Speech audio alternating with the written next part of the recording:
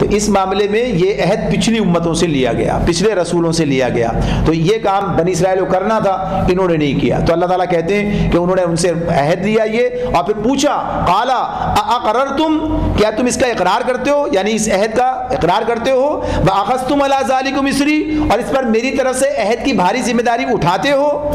قالوا اقررنا، انہوں نے کیا کہا؟ ہاں ہم اقرار کرتے ہیں، یعنی سب رسولوں نے اقرار کیا۔ قال فاشهدوا وانا معكم من الشاهدين، اور اللہ نے فرمایا تو اچھا گواہ رہو اور میں بھی تمہارے ساتھ گواہ ہوں۔ اس فمن تولى بعد ذلك فاولئك هم الفاسقون، اس کے بعد جو اپنے عہد سے پھر جائے وہی فاسق ہے۔ تو گویا یہ بتایا جا رہا ہے کہ بنی اسرائیل اس عہد سے پھر کر فاسقوں میں چلے گئے، یعنی انہوں نے اس رسول کی نہ تو اس پر ایمان لائے نہ مدد کی، جبکہ توریت میں لکھا ہوا موجود تھا پہلے سے۔ افغیر دین اللہ یبغون ولہ اسلم من فی السماوات والارض طوعا وکرہا والیہ یرجعون۔ اب اللہ تعالیٰ ایک سوال کرتے ہیں، یہ سوال بھی اب یہ ویسے تو بنی اسرائیل سے بات ہو رہی ہے ان کے تناظر میں، لیکن ایک جرنل بھی ہے، یہ سب کے لیے بات بھی ہے۔ اللہ تعالیٰ فرماتے ہیں افغیر دین اللہ، اب کیا یہ لوگ، سوالی انداز ہے، اب کیا یہ لوگ اللہ کے دین کو، یعنی اللہ کی جو اطاعت کا طریقہ، دین اللہ کیا ہے، دین کی بات ہم نے پیچھے پڑھی ہے، بات کی تھی آپ سے، دین کسے کہتے ہیں، یعنی وہی جو نظام اللہ رب العالمین نے دیا ہے، یعنی اس کو اقتدار اعلیٰ تسلیم کرتے ہوئے اور اپنے لیے اس کا جو نظام دیا اس کو تسلیم کرتے ہوئے اس پر عمل کرنا۔ تو کیا کہا، اب جو دین اللہ نے دیا یعنی اسلام، کیا اب اس کے سوا یہ کوئی اور دین چاہتے ہیں، کوئی اور طریقہ زندگی چاہتے ہیں؟ حالانکہ وَلَهُ أَسْلَمَ مَنْ فِي السَّمَاوَاتِ وَالْأَرْضِ طَوْعًا وَكَرْهًا وَإِلَيْهِ يُرْجَعُونَ، حالانکہ آسمان و زمین کی ساری چیزیں چاروں ناچار اللہ ہی کی تابع فرمان یعنی مسلم ہیں، اور اسی کی طرف سب کو پلٹنا ہے۔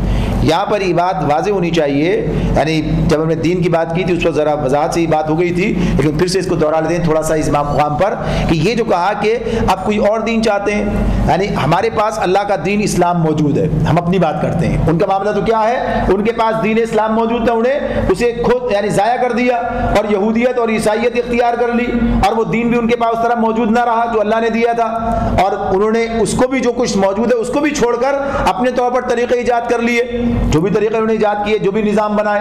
لیکن مسلمانوں کا معاملہ کیا ہے، ہمارا معاملہ کیا ہے؟ اللہ نے ہمیں اپنا دین اسلام عطا کیا، اور دین اسلام کیا ہے، پورا مکمل نظام زندگی ہے، یعنی دین کا جب معاملہ ہوتا ہے، دین کو جب ہم سمجھتے ہیں تو دین میں یہ بات واضح ہو جاتی ہے کہ مکمل نظام زندگی انسان کے لیے، یعنی جو اسے کہتے ہیں کہ ماں کی گود سے لے کر اور قبر کی آغوش تک جتنے معاملات ہیں ان سب کے لیے اصولی ہدایات اللہ تعالیٰ کی طرف سے ہمیں حاصل ہو چکی ہیں، یعنی زندگی کے نظام، معاشرتی، معاشی، سیاسی، عدالتی، ہر قسم کے معاملات جو ہیں ان کے بارے میں قرآن و حدیث سے ہمیں رہنمائی موجود ہے ہمارے لیے۔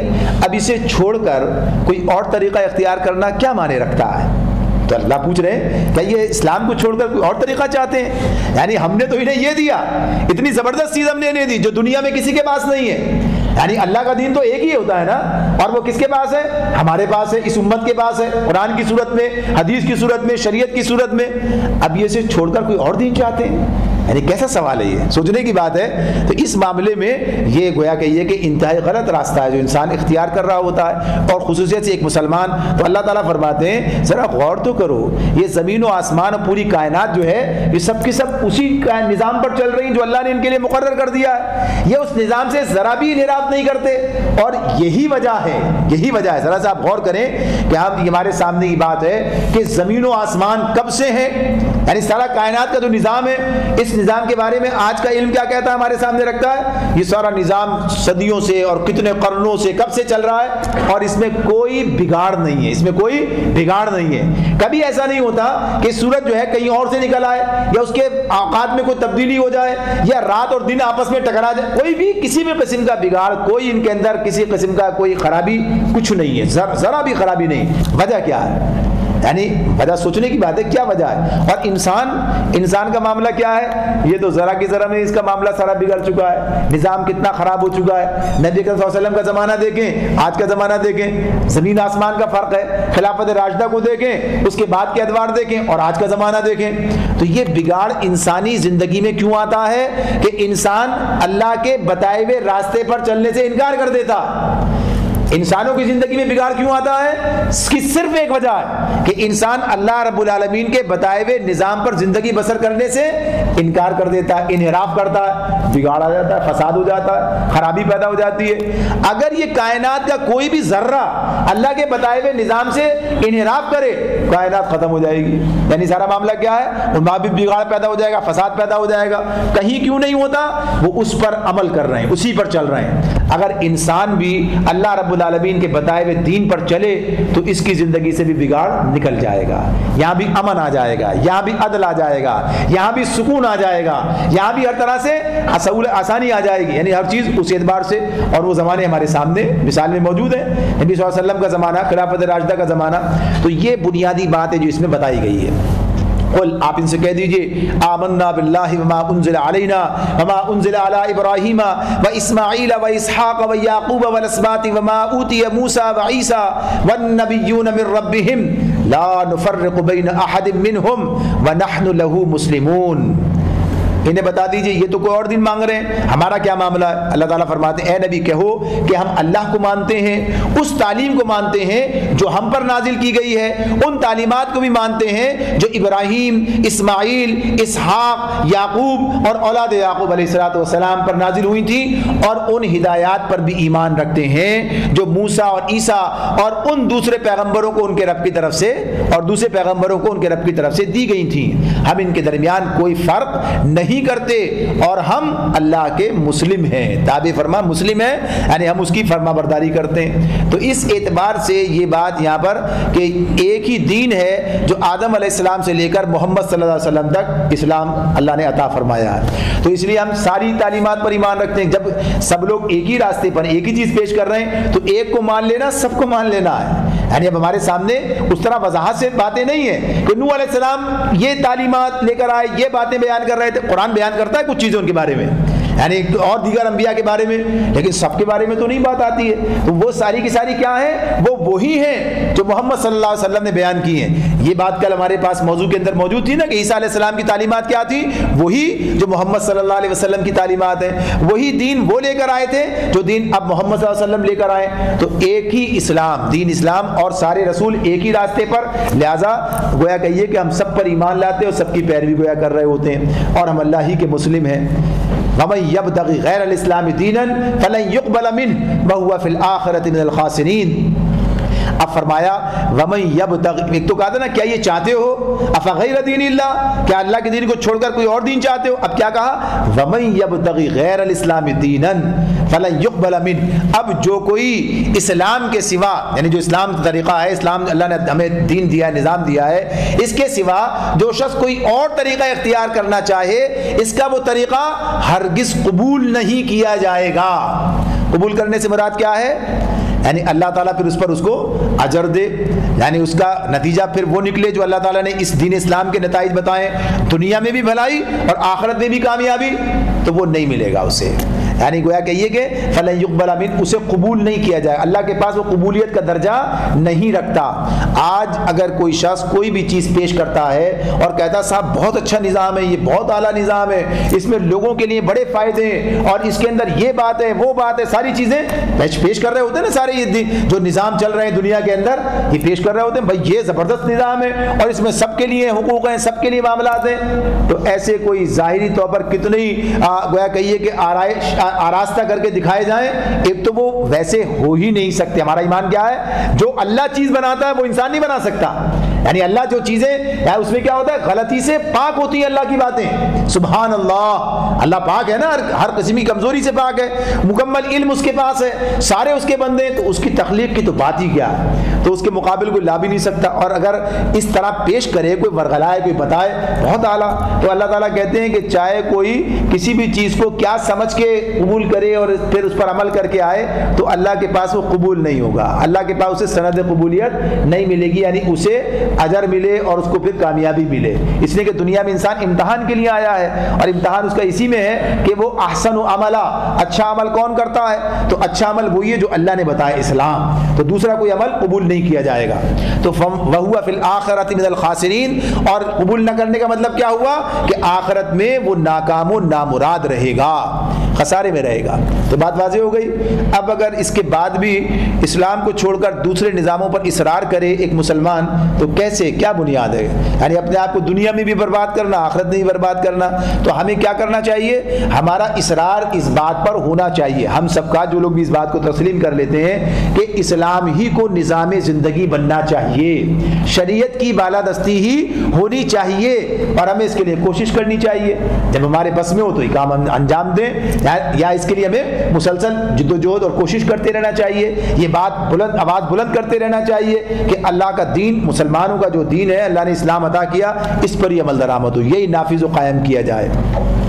آگے فرمایا کیف یہد اللہ قوما کفروا بعد ایمانہم وشہدوا ان الرسول حق وجاءہم البینات، یہ کیسے ہو سکتا ہے کہ اللہ ان لوگوں کو ہدایت بخشے جنہوں نے ایمان کی نعمت پانے کے بعد پھر کفر اختیار کیا، حالانکہ وہ خود اس پر گواہی دے چکے ہیں کہ یہ رسول حق پر ہے اور ان کے پاس روشن نشانیاں بھی آ چکی ہیں۔ یہ پھر وہی یہودیوں کی بات ہو رہی ہے، بنی اسرائیل کی بات ہو رہی ہے کہ یہ لوگ ایمان کے بعد، یعنی پہلے ایمان پر تھے، دیکھیں یہ بھی اللہ کو مانتے ہیں، رسول کو مانتے ہیں، کتاب کو مانتے ہیں، لیکن اب کتاب میں یہ لکھا تھا کہ محمد صلی اللہ علیہ وسلم پر بھی ایمان لانا ہے، یہ ماننے سے انکار کر دیا۔ تو کتاب کی ایک بات بھی نہ مانے انسان، چھوڑ دے، یعنی کفر کرے تو مکمل کفر ہو جاتا ہے۔ تو اس اعتبار سے بھی، اور رسول کو، نبی صلی اللہ علیہ وسلم کو ماننے سے انکار کیا تو کفر میں چلے گئے۔ تو کہا کہ ایمان لانے کے بعد کفر میں مبتلا ہو گئے، حالانکہ بات کیا ہے، غلط فہمی نہیں ہے۔ اللہ تعالیٰ فرماتے ہیں وَشَهِدُوا أَنَّ الرَّسُولَ حَقٌّ وَجَاءَهُ الْبَيِّنَاتُ، یعنی یہ اس بات پر خود گواہی دیتے ہیں کہ یہ اللہ کے رسول ہیں، جانتے ہیں، پہچانتے ہیں، پہچان لیا ہے، اور واضح نشانیاں بھی ان کے پاس آ چکی ہیں جو ان کی کتاب میں لکھی ہوئی تھیں۔ واللہ لا یہد القوم الظالمین، اللہ ظالموں کو تو ہدایت نہیں دیا کرتا۔ یعنی اب کیا ظلم ہے؟ یہ حق کو ماننے سے انکار کرنا، یہ بھی ظلم ہے، حق کو ماننے سے انکار کرنا، ضد میں، تعصب میں، یہ بھی ظلم ہے۔ تو اللہ ظالموں کو ہدایت نہیں دیا کرتا۔ اولئک جزاؤہم ان علیہم لعنۃ اللہ والملائکۃ والناس اجمعین، تو اب ایسے لوگوں کے لیے جو جانتے بوجھتے حق کا انکار کریں، کیا ہے یہ؟ ان کے ظلم کا صحیح بدلہ یہی ہے کہ اللہ، ان پر اللہ اور فرشتوں اور تمام انسانوں کی طرف سے لعنت ہے، پھٹکار ہے، اسی حالت میں وہ ہمیشہ رہیں گے۔ یعنی اللہ رب العالمین ان کے بارے میں یہ بات بتا رہے ہیں، خالدین فیہا لا یخفف عنہم العذاب ولا هم ينظرون، اسی حالت میں وہ ہمیشہ رہیں گے، نہ ان کی سزا میں کوئی تخفیف ہوگی، کمی کی جائے گی، اور نہ انہیں کوئی دوسری مہلت ملے گی، اب معاملات ٹھیک کر لیں، ایسا نہیں ہوگا۔ ایک ہی مہلت ہے جو انسانوں کو اللہ نے دنیا میں دی ہے، یہ مہلت ختم ہو گئی، اس کے بعد کوئی مہلت نہیں ہے، اور پھر اگر کسی نے جرم کے اس درجے میں پہنچ گیا کہ جہنم میں ہمیشہ کے لیے، تو کوئی پھر اس کے لیے راستہ بھی نہیں ہے۔ تو یہ ان کے بارے میں بتایا گیا، فرمایا الا الذین تابوا، اللہ تعالیٰ پھر وہی راستہ کھول کے رکھتے ہیں، دروازہ کھول کے رکھتے ہیں، ایسا نہیں کہ بالکل بند، کوئی راستہ ہی نہیں ہے۔ الا الذین تابوا، سوائے ان لوگوں کے، کون بچ سکتا ہے؟ الا الذین تابوا، جو کہ توبہ کریں، من بعد ذالک واصلحوا، یعنی اس طرز عمل کو جنہوں نے اختیار کیا یہ اس پر توبہ کر لیں، یا یہ کہ توبہ کرنے کے بعد اپنے طرز عمل کی اصلاح بھی کر لیں۔ الا الذین تابوا من بعد ذلک واصلحوا، اور اس کے بعد اپنی اصلاح بھی کریں، فان اللہ غفور الرحیم، تو اللہ بخشنے والا اور رحم فرمانے والا ہے۔ یعنی توبہ کا دروازہ ہمیشہ کھلا ہے، مگر توبہ کے لیے شرط کیا ہے؟ وہی کہ توبہ سچے دل سے ہو، پیچھے ہم بات کر چکے، اور ساتھ ساتھ کیا ہے؟ اصلاح بھی انسان کرے، اپنے طرز عمل کو بدلے، یہ نہیں کہ کام وہی کرتا رہے اور پھر کہے توبہ کر لی ہے، تو ایسی توبہ نہیں ہے۔ تو ان کے بارے میں بھی کیا بات ہے کہ اب یہ جو انہوں نے رسول کو ماننے سے انکار کیا تھا، توبہ کر کے رسول کو مانے، یعنی اس کتاب کو تسلیم کریں جو اب آئی ہے، اور جو توریت میں ان کی نشانیاں انہیں لوگوں کے سامنے بیان بھی کریں۔ تو اس اعتبار سے کہا کہ اگر ایسا کریں گے تو اللہ ان کے لیے بخشنے والا مہربان ہے۔ ان الذین کفروا، لیکن وہ لوگ جنہوں نے کفر کیا بعد ایمانہم، بعد ایمان لانے کے، ثم ازدادوا کفرا، پھر کفر کے اندر بڑھتے چلے گئے، یعنی یہ بات اللہ تعالیٰ کہتے ہیں ایک طرف تو راستہ کھول دیا، مگر جو لوگ ایمان کے بعد پھر کفر اختیار کر لیں اور پھر کفر کے اندر بڑھتے چلے جائیں، ایک بات پیچھے گزر چکی ہے یہ بات کہ انہوں نے ایمان کے بعد کفر اختیار کیا، یعنی اللہ نے انہیں کتاب ہدایت دی، رسول کے ان کے پاس آئے، سب کچھ ہوا، اور اس کے بعد پھر انہوں نے یہ گویا کہیے کہ اس کا انکار کر دیا، خود اپنی کتابوں میں جو باتیں لکھی تھی اس کو تسلیم نہیں کیا۔ اور کفر میں بڑھنا کیا ہے؟ سمس دادو کفرا، اس میں صرف بڑھنا کیا ہے کہ صرف انکار پر ہی بس نہیں کی، بلکہ عملاً اس دین کے خلاف مزاحمت کرنی شروع کر دی، اس کے خلاف اٹھ کھڑے ہوئے۔ ایک تو بات یہ ہوتی ہے کہ انسان خود کچھ نہیں کرتا، یعنی خود عمل نہیں کرتا گناہ کی طرف، دوسری طرف کیا ہے کہ دوسروں کو بھی گناہ پر لگانا، دوسروں کو بھی، اور جو دین ہے اس کے خلاف کھڑے ہو جانا، اسے مٹانے کی کوشش کرنا، اس کے خلاف کوئی کسی قسم کی تحریک چلانا، یہ سب کیا؟ یہ عملاً کفر میں مزید اضافہ، بڑھنا، خود بھی رکے دوسروں کو بھی روکنے کی کوشش کرتے ہیں۔ تو ایسے لوگوں کا معاملہ کیا ہے؟ لن تقبل توبتهم واولئک هم الضالون، ایسے لوگوں کی توبہ ہرگز قبول نہ ہوگی، ایسے لوگ تو پکے گمراہ ہیں، واولئک هم الضالون۔ اب یہاں پر ذرا سی بات ایک سوچنے کی یہ ہے، اللہ رب العالمین ایک طرف تو یہ بات ہمیں بتاتے ہیں کہ سارے گناہ معاف ہوں گے، بات اصولی بات قرآن مجید میں بیان کی گئی ہے۔ اب یہاں پر کیا بات بتائی کہ یہ طرز عمل جو ہے لن تقبل، ان کی توبہ ہرگز قبول نہیں ہوگی۔ کیوں قبول نہیں ہوگی؟ یعنی انہوں نے وہ کام کیا۔ تو بنیادی طور پر اس سے جو چیز یعنی سمجھ میں آنے کی بات، یعنی اس سے جو بات کیا نکلتی ہے، جو آدمی ایک تو ہوتا ہے گناہ کرنا، اور گناہ کو گناہ سمجھ کے کرنا، پلٹنے کا موقع ہوتا ہے، آدمی کبھی بھی پلٹے گا، ایک تو یہ ہے۔ پھر اس کے علاوہ بھی بہت سارے معاملات ہو سکتے ہیں، لیکن جو آدمی اس کے خلاف محاذ آرائی شروع کر دے، اس کے خلاف محاذ بنا لے، اس کے خلاف جو ہے کہیے کہ دشمن اس کا بن کے کھڑا ہو جائے، پھر اسے توفیق ہی نہیں ملتی اس طرف آنے کی، توفیق ہی ختم ہو گیا، یعنی اس کے لیے موقع ہی ختم ہو گیا۔ جو آدمی کسی چیز کو محاذ بنا لیتا ہے، آپ دیکھیے جس کے خلاف انسان کھڑا ہو جاتا ہے، اس بات کا امکان نہیں رہتا کہ اس کے ساتھ شامل ہو جائے وہ۔ یعنی اس معاملے میں جیسے شیطان کو اگر ہم دشمن سمجھے اپنا اور شیطان کی مخالفت کریں تو شیطان کا وار ہم پر نہیں چل سکتا، لیکن اگر ہم شیطان کو اپنا دوست سمجھنے لگیں تو شیطان کا وار ہم پر چلے گا، یعنی یا دشمن نہ سمجھیں اسے۔ ایسی یہود و نصارہ کی بات ہمارے سامنے رکھی گئی ہے۔ تو جب اپنے ہدف پر پیش قدمی کوئی آدمی کرتا ہے تو پھر وہ اپنا ہدف چاہے حاصل کرے نہ کرے دوسرے ہدف کی طرف نہیں جاتا۔ تو یہ معاملہ اس اعتبار سے بھی ہے کہ انہوں نے گویا کہ جب اسلام کی مخالفت شروع کر دی تو اب، اور اسلام کے خلاف محاذ آرائی شروع کر دی، اب اسلام کی طرف آنے ان لوگوں کا جو انہوں نے کام کیا راستہ بند ہو گیا۔ یہ لوگ پکے گمراہ ہیں۔ ان الذین کفروا وماتوا وهم کفار، اور ساتھ ہی وہ لوگ بھی جنہوں نے کفر اختیار کیا اور کفر ہی کی حالت میں جان دی۔ یہ تو دوسرے تھے کہ جو اس محاذ آرائی کر رہے تھے، اب کوئی ایسے جو کافر رہے اور مرتے دم تک کافر رہے، اسی طرح سے مر گئے۔ فلن يقبل من احدهم ملء الارض ذهبا ولو افتدى به اولئک لهم عذاب الیم وما لهم من ناصرین۔ اب اللہ اس کے بارے میں کہتے ہیں یقین رکھو جن لوگوں نے کفر اختیار کیا اور کفر ہی کی حالت میں جان دی، ان میں سے کوئی اگر اپنے آپ کو سزا سے بچانے کے لیے روئے زمین بھر کر سونا فدیے میں دینا چاہے تو اسے قبول نہیں کیا جائے گا۔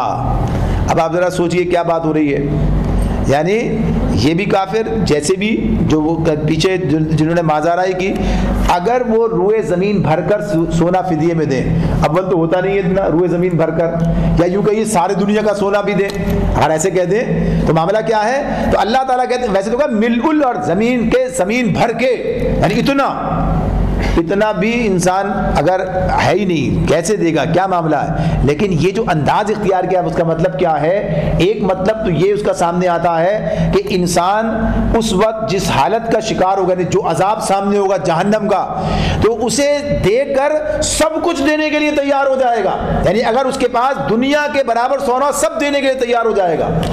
آج انسان کا حال کیا ہے؟ مفادات کے لیے سارے جھگڑے کرتا ہے نا، یہ سارے جو معاملات جو نبی صلی اللہ علیہ وسلم کے خلاف کھڑے تھے وہ بھی جو آج دین کے خلاف کھڑے ہیں ان کا بھی معاملہ یہ، یا آج مسلمان ہونے کے بعد پھر آدمی اس پر عمل درآمد نہیں کرتا، اس کے خلاف جاتا ہے، بنیادی طور پر کیا؟ دنیا کی محبت، مفادات دنیا، آدمی انہیں چھوڑنے کے لیے تیار نہیں ہوتا، تھوڑا سا معاملہ اسے کرنے کے لیے تیار نہیں ہوتا، اور اس دن کیا ہوگا؟ سب کچھ دینے کے لیے تیار ہو جائے گا جب وہ حقیقت سامنے آئے گی، لیکن نہ تو دینے کے لیے ہوگا اور اگر دے تو قبول بھی نہیں کیا جائے گا، یعنی ایسا بھی۔ تو یہ بتایا کیا جا رہا ہے؟ آج کا دینا، آج کا ماننا قابل قبول، کل کا دینا، کل کا ماننا، یعنی دینے کے لیے تیار ہونا، دینے کے ہوگا کیا، مقصد یہ کہ دل سے تیار ہے مگر اب کوئی قبول نہیں کیا جائے گا۔ دیکھیے آج دنیا میں کافر بھی ہیں، مسلمان بھی ہیں، یعنی ماننے والے بھی ہیں، یوں کہہ لیجئے ایمان والے، یعنی ماننے والے، ایمان کے ماننا یوں کہہ لیجئے۔ آج اللہ کو ماننے والے بھی ہیں اور اللہ کو نہ ماننے والے بھی ہیں، آخرت کو ماننے والے بھی ہیں، آخرت کو نہ ماننے والے بھی ہیں۔ قیامت کے دن کیا ہوگا؟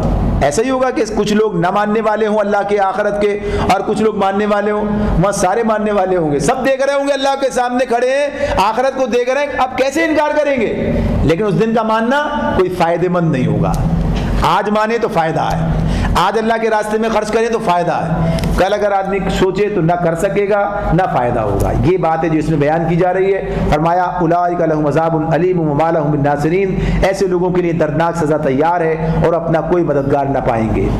لن تنالوا البر حتی تنفقوا مما تحبون، تم نیکی کو نہیں پہنچ سکتے جب تک کہ اپنی وہ چیزیں اللہ کے راستے میں خرچ نہ کرو جنہیں تم عزیز رکھتے ہو، جو تمہیں محبوب ہیں، مما تحبون۔ یہاں جو بات آئی ہے اس کے اندر اس آیت میں ذرا سا انداز بدلتا ہے اب یہاں سے، لن تنالوا البر، بر کا لفظ جو ہے ہم پیچھے پڑھ کر آئے سورہ بقرہ کی آیت نمبر 177 میں، جہاں پر تھا لیس البر ان تولوا وجوہکم قبل المشرق والمغرب، وہاں بر کی بات آئی تھی۔